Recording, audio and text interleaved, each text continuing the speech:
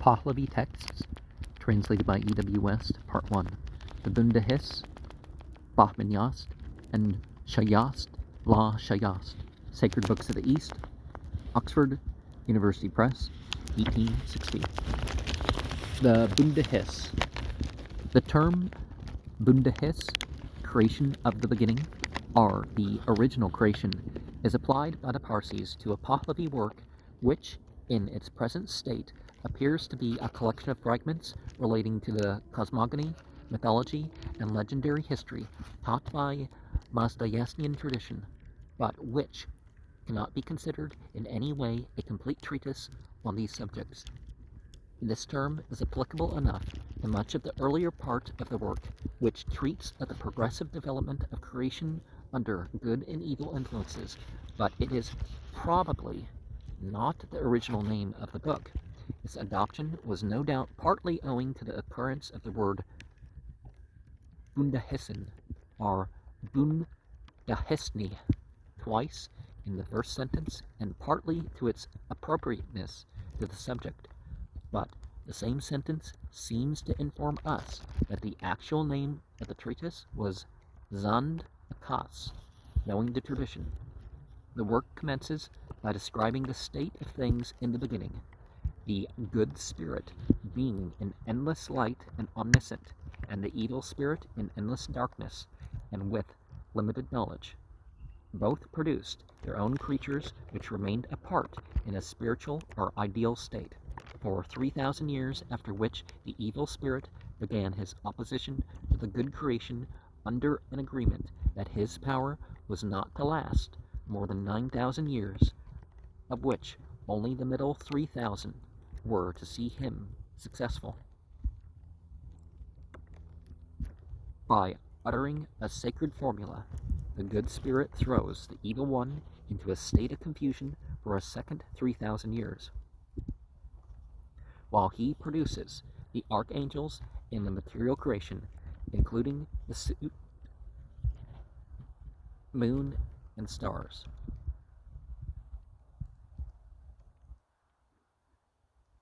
At the end of that period, the evil spirit, encouraged by the demons he had produced,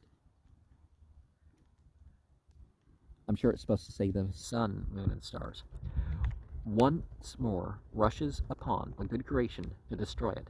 The demons carry on the conflicts with each of the 6 classes of creation, namely the sky, water, earth, plants, animals, represented by the primeval ox, and mankind represented by Gayomard, producing little effect but movement in the sky, saltness in the water, mountains in the earth, withering in plants, and death to the primeval ox, and also to Gayomard after an interval.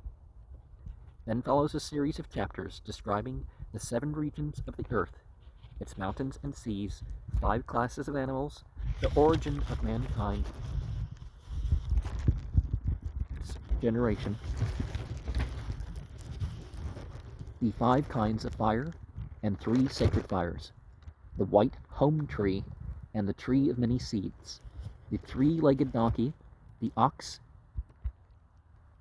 Aviaos, the bird, Camros, and other birds and animals opposed to the evil creation, the rivers of the world, the 17 species of liquids, the lakes, the origin of the ape and bear, the chiefs of the several kinds of creatures and creations, the calendar, lineal measures, trees and plants, the characteristics of various demons, the spiritual chiefs of the various regions of the earth, and the resurrection and future existence, all which descriptions are given on the authority of the Deen, which may have been some particular book or revelation generally.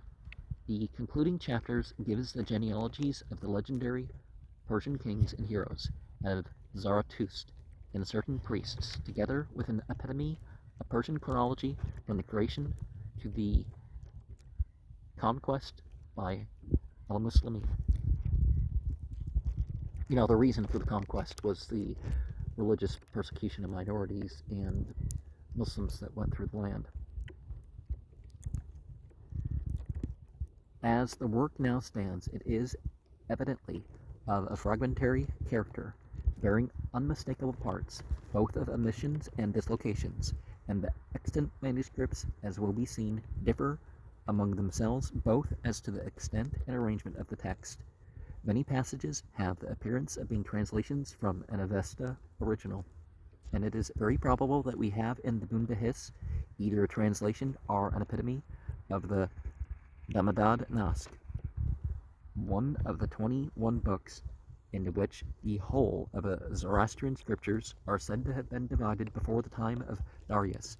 This may be guessed from a comparison of the contents of the Bundahis with those of the Damdad Nask, which are detailed in the Dini Vagar card as follows. It contained an explanation of the spiritual existence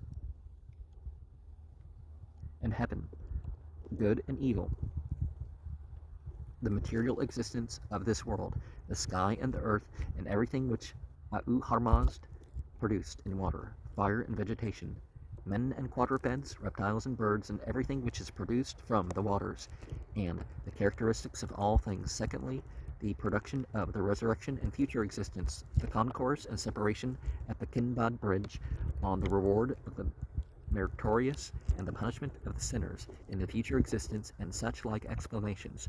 Moreover, the Damdad Nask is twice quoted as an authority in the selections of Zadsparam 9:1:16 when treating of animals in nearly the same words as those used in the Bundahis. The first manuscript of the Bundahis seen in Europe was brought from Surat by Anquetil du Perron in 1761, and he published a French translation of it in his great work on the Zendavesta in 1771. This manuscript, which is now in the National Library in Paris, was a modern copy written in 1734 of the Common Era, and contained a miscellaneous collection of Pahlavi writings besides the Bundahis. And Anquetil's translation, though carefully prepared in accordance with the information he had obtained from his Parsi instructor, is very far from giving the correct meaning of the original text in many places. In 1820, the very old codex from which Anquetil's manuscript had been copied had been brought to Europe from Bombay by the Danish scholar Rask, and was subsequently deposited in the University Library at Copenhagen. This most important codex, which will be more particularly described under the appellation of K20, appears to have been written during the latter half of the 14th century, and a facsimile of the Pahlavi text of the Bundahis, which it contains, was very carefully traced from it, lithographed, and published by Westergaard in 1850. In a review of this lithographed edition of the Pahlavi text published in the Göttinger Gelehrte Anzeigen in 1854, Haug gave a German translation of the first 3 chapters of the Bundahis, and Spiegel, in his Traditional Literature of the Parsis, published in 1860 a German translation of many passages in the Bundahis, together with a transcript of the Pahlavi text of chapters 1, 2, 3, and 30 in Hebrew characters. But the complete German translation of the Bundahis by Windistmann, with his commentary on its contexts, published in his Zoroastrian Studies in 1863, was probably the most important step in advance since the time of Anquetil, and the utmost that can be done on the authority of a single manuscript which is far from perfect. In 1866, another very old codex containing the Pahlavi text of the Bundahis and other works was brought to Europe by Haug, to whom it had been presented at Surat in 1864. It is now in the State Library at Munich, and will be more minutely described under the appellation of M6. In this codex, the Bundahis is arranged in a different order from that in K20, and chapters 28, 29, and 31 to 33 are omitted. A second complete German translation of the Bundahis with a lithographed copy of the Pahlavi text a transliteration of the text in modern Persian characters, and a glossary of all the words it contains was published by Yast in 1868. 18681. Okay, is it 1868 or 1861 or 1881? Its author, having had access to other manuscripts descended from M6 at London and Oxford, was able to rectify many of the deficiencies in Nishman's translation, but otherwise he made but little progress in elucidating difficult passages. Other European writers have published the result of their studies of particular parts of the Bundahis, but it does not appear that any of them have attempted a continuous translation of several chapters. Whether the existence of previous translations be more of an assistance than a hindrance in preparing a new one may well be a matter of doubt. Previous translations may prevent oversights, and in difficult passages it is useful to see how others have floundered through the mire, but on the other hand they occasion much loss of time by the necessity of examining many of their dubious renderings before finally fixing upon others that seem more satisfactory. The object of the present translation is to give the meaning of the original text as literally as possible and with a minimum of extra words, the different renderings of other translations being very rarely noticed, unless there be some probability of their being of service to the reader. Some doubtful words and passages still defy all attempts at satisfactory solution, but of these the reader is warned, and no doubt a few oversights and mistakes will be discovered. With regard to the original text, we have to recover it from 4 manuscripts which are more or less independent authorities and may be styled K20, K20b, M6, and TD. The first 3 of these have evidently descended either directly or through one or more intermediate copies from the same original, but the source of TD, so far as it can be ascertained, seems to have been far removed from that of the others. All the other manuscripts of the Bundahis which have been examined, whether Pahlavi or Pazand, are directly descended either from K20 or M6, and are therefore of no independent authority. K20 is the very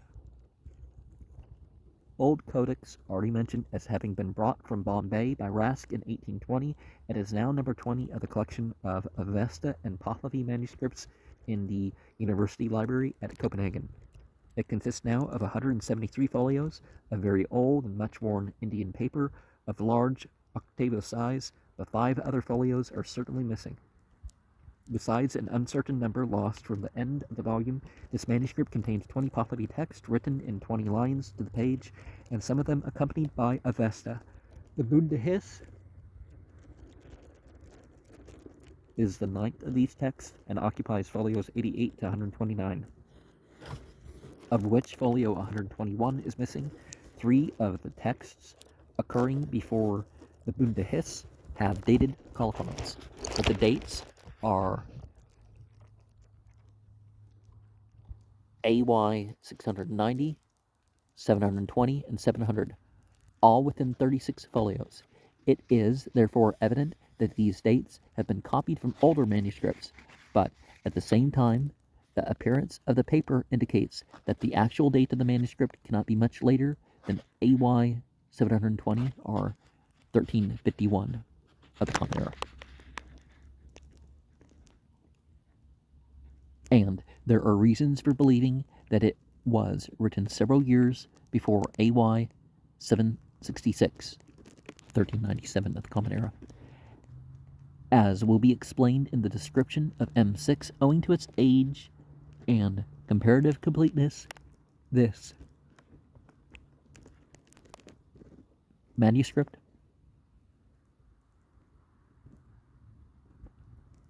of the Bundahis is certainly the most important one extant, though comparison with other manuscripts proves that its writer was rather careless and frequently omitted words and phrases. The loss of folio 121, though it has hitherto left an inconvenient gap in the text, not filled up by other manuscripts, it is more than compensated by the 3 extra chapters which this manuscript and its copies have hitherto alone supplied. The text on the lost folio was supposed by Anquetil to have contained a whole chapter besides portions of the 2 adjacent ones.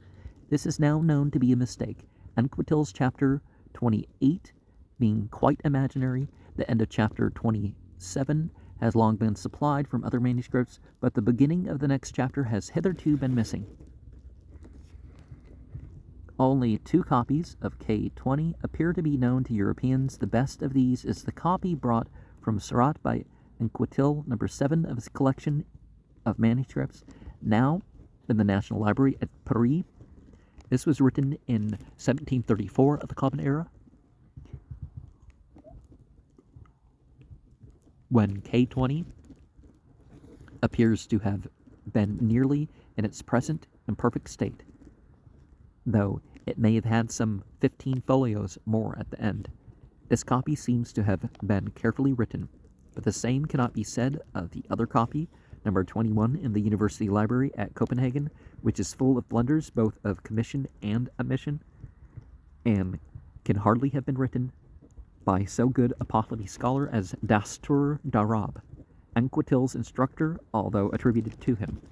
K20b consists of 19 loose folios found by Westergaard among some miscellaneous fragments in the collection of Avesta and Pahlavi manuscripts in the University Library at Copenhagen, and now forming number 20b in that collection. The first 2 folios are lost, but the 3rd folio commences with the Pahlavi equivalent of the words, "Knew that Aharman exists," Bundahis, chapters 1-8, and the text continues to the end of chapter 11:1, where it leaps at once in the middle of a line on the 15th folio to chapter 30:15, "One brother who is righteous," whence the text continues to the end of chapter 31:15, which is followed by chapters 32-34, as in K20. This manuscript is not very old and contains merely a fragment of the text, but its value consists in its not being a descendant of either K20 or M6, as it clearly represents a 3rd line of descent from their common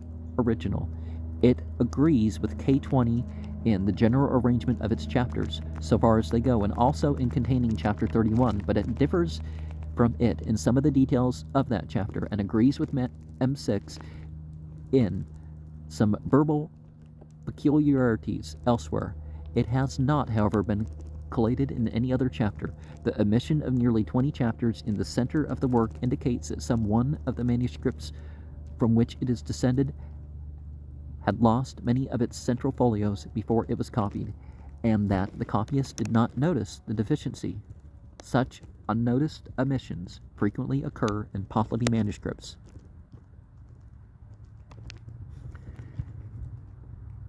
M6 is the very old codex brought to Europe by Haag in 1866, and now number 6 of the Haag collection in the State Library at Munich. It consists of 240 folios of very old but well-preserved Indian paper of large octavo size, to which 13 others of rather later date have been prefixed.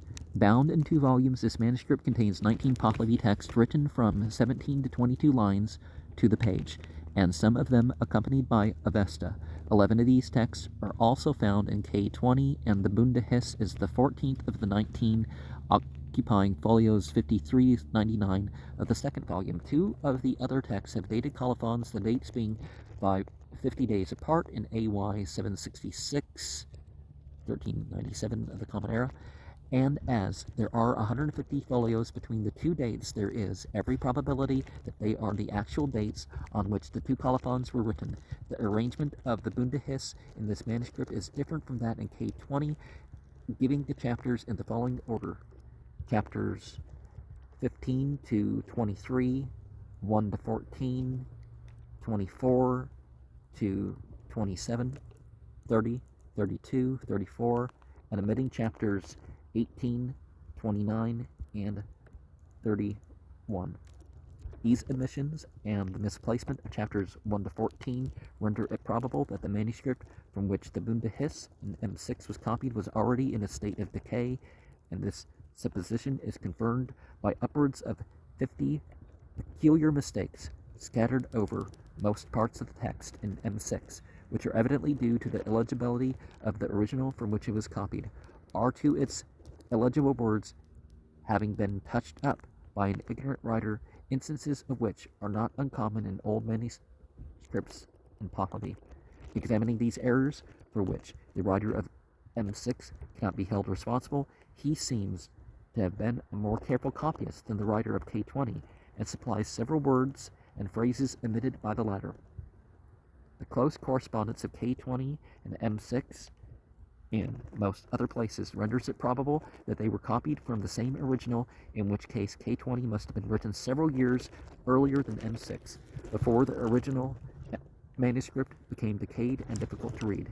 It is possible, however, that K20 was copied from an earlier copy of the original M6, in which case the date of K20 is more uncertain, and may even be later than that of M6. Several manuscripts of the Bundahis descended from M6 are in existence. One is in the manuscript number 121 of the Ousley collection in the Bodleian Library at Oxford, and contains the chapters in the following order: chapter 15 to 23, 1 to 7, 17 verse to Arag River, 12 to chapters 12 to 14, 24 to 27, 37, verse 12 to 11 chapter, followed by SLS chapter 20, verses 4 to 17, also derived from M6. Another is in the library of Dastur Jamasji Minochiharji at Bombay, and contains the chapters also in the dislocated state due to the misplacement of folios in some former manuscripts as follows: chapters 15 to 23, 1 to 11, verse 5, and 2 and the evil spirit, 12, verse 2, from Sikadav to 12:2, the first word, 11:5, from produced for most of the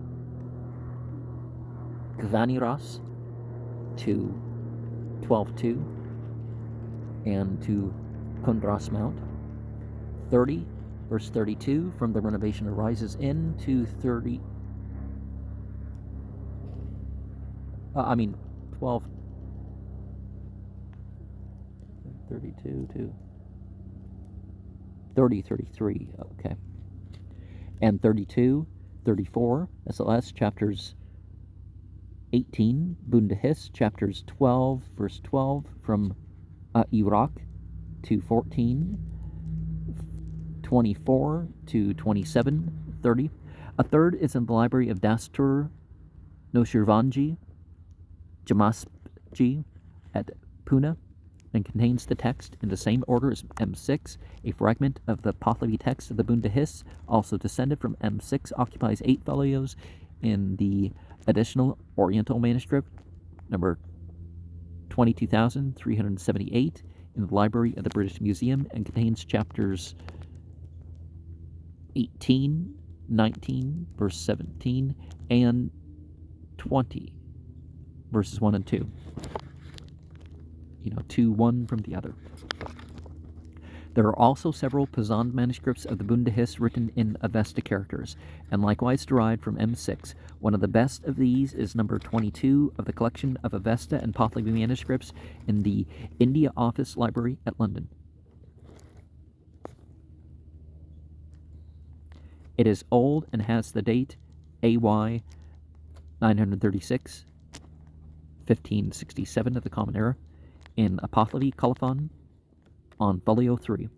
But this may have been copied from an older manuscript. Its contents are arranged as follows: chapters 18 to 23, 1 to 14, 24 to 27, 30, 32, 34, followed by several short Pazand texts, only part of which are derived from M6, and the last of them being left incomplete by the loss of the folios which originally formed the end of the volume.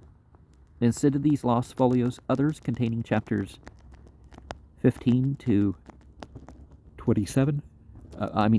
17 have been added and bound up with the rest. Another manuscript, number 7 of the same collection, which is dated AY 1174, 1805 in the Common Era, is a modern copy derived from number 22. Through one or more intervening manuscripts, it contains precisely the same text, with many variations in orthography, indicative of the very uncertain character of Pazand spelling. 2 fragments of the Pazand text are also contained in the manuscript number 121 at Oxford. Already mentioned, they contain chapters 5, verses 3 to 7, to Would Have Known the Secret, and 25, verses 18 to 22. Another fragment, evidently copied from an old manuscript, is found on folios 34 and 35 of the Reviyat manuscript number 8 of the collection in the Indian Office Library. It consists of chapters 18, verses 1 to 8.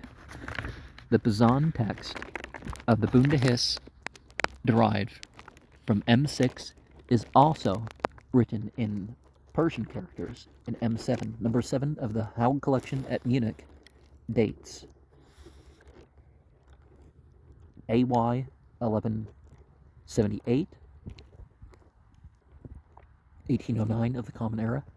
It is interlined by Persian glosses, word for word, and consists of chapters 18 to 23, 1 to 14, 14 to 27, and 30 on folios 81 to 119, with chapters 15 to 17 on folios 120 to 126.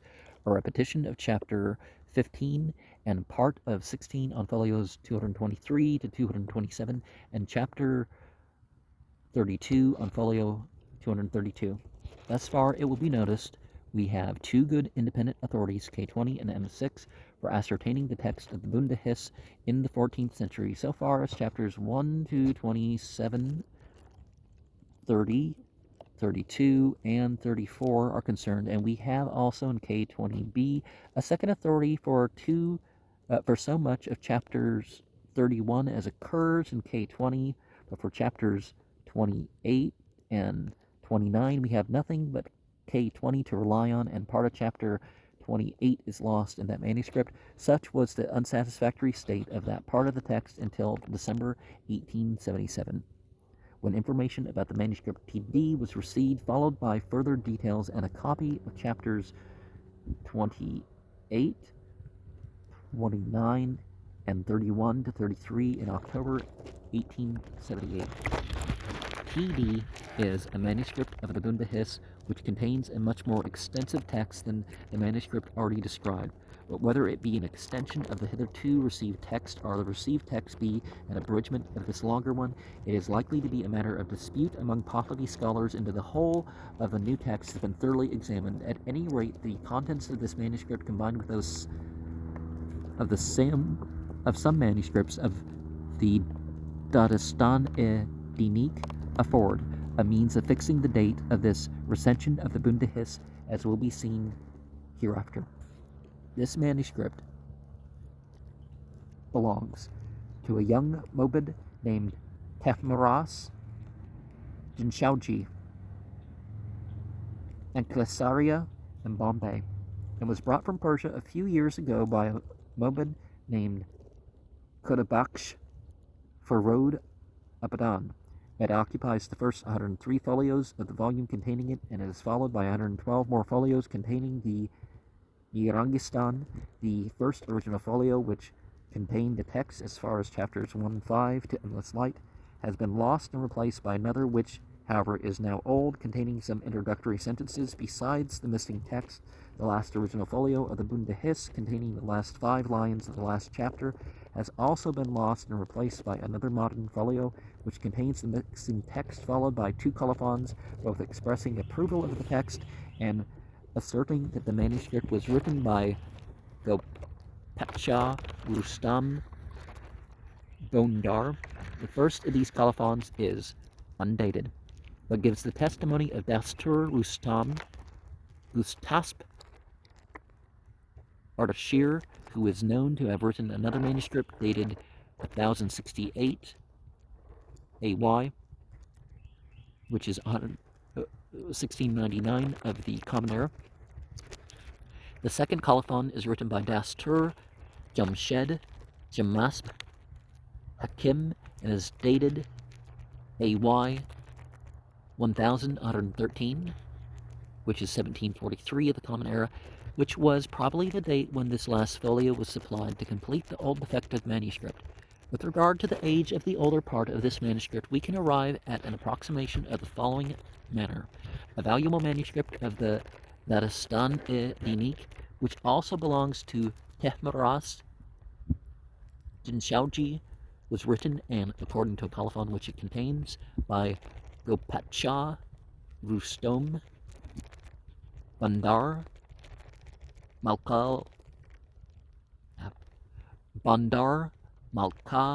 Mardan in the land of Kirman, who was evidently the same person as the writer of T.D.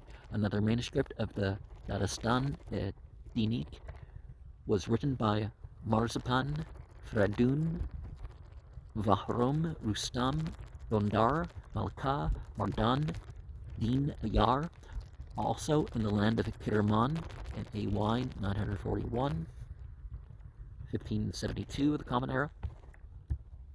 Comparing these two genealogies together, it seems evident that Go-Patsha was a brother of Vahrom, the grandfather of Marzapan, and therefore a grand-uncle of Marzapan himself.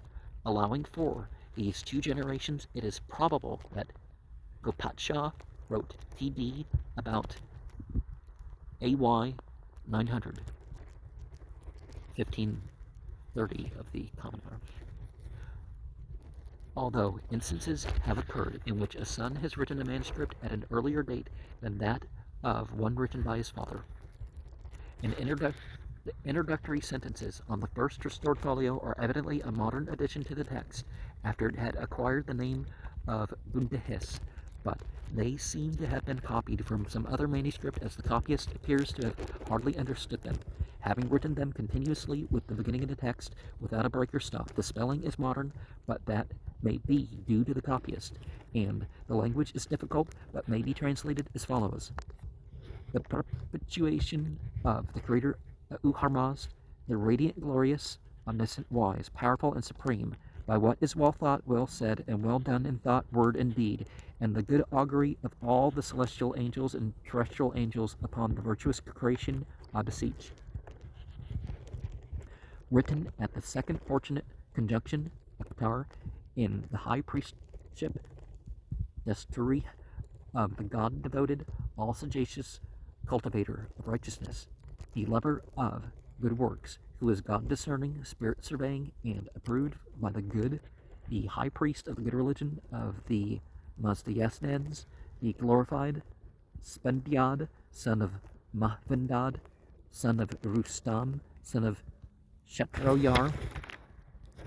The writing of the Bundahis was set going by the coming of the Arabs to the country of Iran, whose heterodoxy, dus dini, and ignorance have arisen from not understanding the mysteries of Qiyam, orthodoxy, hu dinoi, and of those revered by the upholders of the religion. From their deep seats it draws the purport of benedictions, and from dubious thinking of actions it draws words of true meaning, the disclosure of which is entertaining knowledge. Well, a lot of people have falsely claimed this, that they are fire worshippers or something like that. And it's like, oh, your scholars said that. Okay, it wasn't Muhammad that said that. It was your scholars that come to that conclusion. Okay.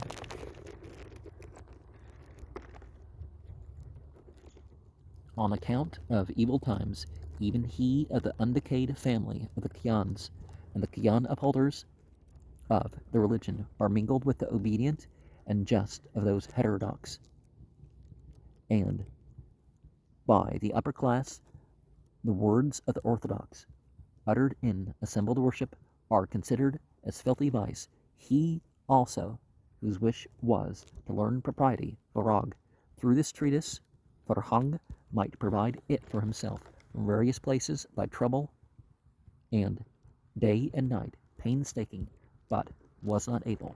The text of chapter 1 then commences without any intermediate stop with the words Zak, Zund, Akase. That knowledge of tradition, as the whole text of the Bundahis occupies about 203 pages in TD, and each page contains 17 lines, rather longer than those in K20. It is evident that the text in TD must be more than twice the length of that in K20, which occupied originally about 83 pages of 20 lines each. This additional text consists not only of additional matter in many of the chapters, but also of extra chapters which give the work a more complete appearance than it presents in the manuscripts hitherto known. The whole number of chapters in TD appear to be 42, the general character of the contents of which may be gathered from the following list of headings of each chapter, with the space it occupies in TD and a reference to the corresponding chapter of the translation in this volume. Such chapters as seem to be entirely wanting in K20 being marked with an asterisk. 1. The knowledge of tradition, first about Uharmaz's original creation and the antagonism of the evil spirit, afterwards about the nature of creatures of the world from the original creation till the end, 19 pages, see chapter 1. And of course, one of the differences that the Muslimin had is they didn't have this idea of the world being so short in possible existence, either since its beginning or total, or whatever. 2. On the formation of light, 11 pages, see chapter 2. 3. The rush of the destroyer at the creatures, 6 pages, see chapters 3, 4. 4.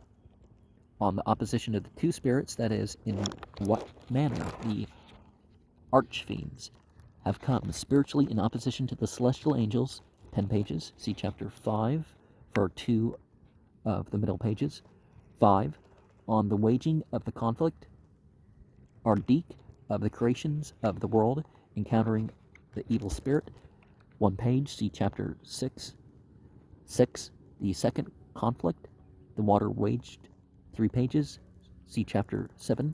7. The third conflict of the earth waged, 1 page, see chapter 8. 8. The fourth conflict, the plants waged, half a page, see chapter 10. Chapter 9. 9. The fifth conflict of the primeval ox waged, a third a page, see chapter 10. 10. The sixth conflict, Gayomard waged, 1 and a third page. 11. The seventh conflict, the fire waged, a third a page. 12.